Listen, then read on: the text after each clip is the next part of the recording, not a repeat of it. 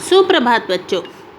आज हम अपनी हिंदी की पाठ्य पुस्तक में से पाठ 9 कबीर की साखियाँ पढ़ेंगे।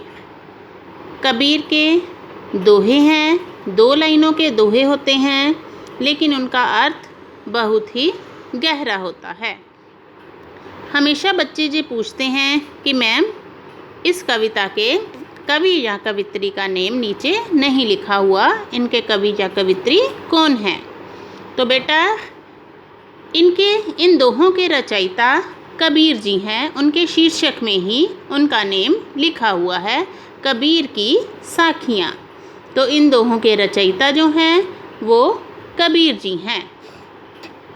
पहले मैं आपको कविता पढ़ के बता देती हूँ, क्योंकि जब हम कविता को कंठस्थ कर लेते हैं, अच्छी तरह से याद कर लेते हैं, तो उनका उचित अवसरों पर हमें उनका प्रयोग भी करना चाहिए। और जब हमें वो याद हो जाती है तो अपने आप ही उसके मीनिंग भी हमारे मन के अंदर क्लियर हो जाते हैं। चलिए शुरू करते हैं।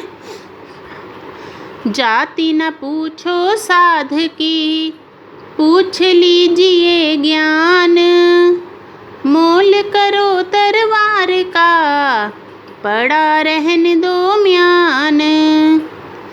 आवत गारी एक है, उलटत होई अनेक, कह कबीर नहीं उलटिए, वही एक की एक। माला तो कर में फिरे, जीभ फिरे मुख माही, मनुवा तो दहुं दिसी फिरे, यह तो सुमिरन नाही। कबीर घास ना निंदिए, जो पाँव तली होई, उड़ी पड़े जब आँख में, खरी दुहेली होई। जग में बैरी कोई नहीं, जो मन शीतल होए, या आपा को डारी दे, दया करे सब कोए। इस तरह से ये कबीर की साखियाँ हैं। पहले मैं आपको साखियों के बारे में बता देती हूँ कि कबीर जी ने इसमें क्या बताया है। साखी का अर्थ है शिक्षा।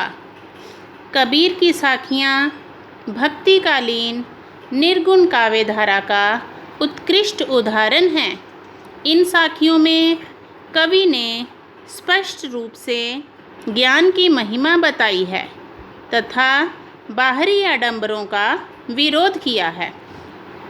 मनुष्य को घमंड त्याग कर संयमपूर्ण व शालीन व्यवहार करने पर बल दिया गया है।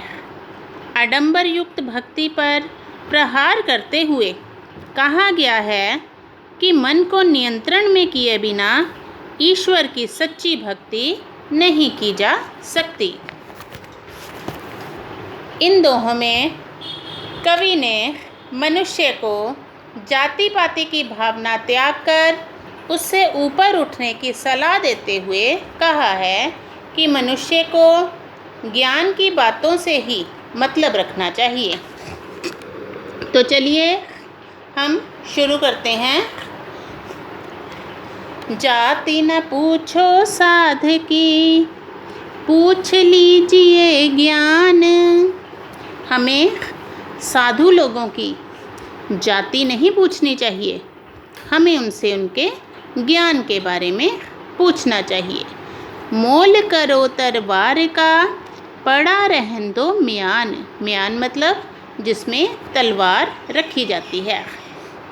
जब हमें कोई तलवार खरीदनी होती है तो हमें तलवार का मोल भाव करना चाहिए, उसके म्यान को एक जगह अलग रख देना चाहिए, उसका मोल भाव नहीं करना चाहिए, क्योंकि उससे तो हमें कोई मतलब ही नहीं है, हमें तो तलवार से मतलब है। कारण मनुष्य का भला साधु की जाति से नहीं बल्कि ज्ञान युक्त बातों से होता है। वे मनुष्य को म्यान का मोल भाव ना करके तलवार का मोल भाव करने की सलाह देते हैं, क्योंकि मनुष्य को तलवार से काम लेना है, म्यान तो तलवार रखने के लिए होती है। आवत गारी एक है, उलटत होई अनेक। जब हम किसी को कोई गाली निकालते हैं तो वह एक होती है, लेकिन अगर दूसरा गाली का जवाब गाली से देता है तो वह 1 से 2 हो जाती हैं, लेकिन बदले में फिर से अगर गाली का जवाब गाली से दिया जाए तो 2 से 4, इस तरह गालियाँ बढ़ती जाती हैं। कह कबीर नहीं उलटिए, वहीं एक की एक। आगे कबीरदास जी कहते हैं, अगर हम गाली का जवाब उलटकर गाली से ना दें तो वह वहीं एक की एक ही रह जाएगी, वह 1 से अनेक नहीं होगी। जिस तरह से 2 दोस्त होते हैं, उनका आपस में झगड़ा हो जाए तो एक जो है वो दूसरे को गाली निकालता है, दूसरा भी उसके बदले में गाली निकाल देता है। इस तरह एक गाली जो है वो 2 गालियों का रूप ले लेती है। लेकिन इस तरह से अगर गाली का जवाब गाली से देते जाएंगे तो गालियाँ बढ़ती जाएंगी।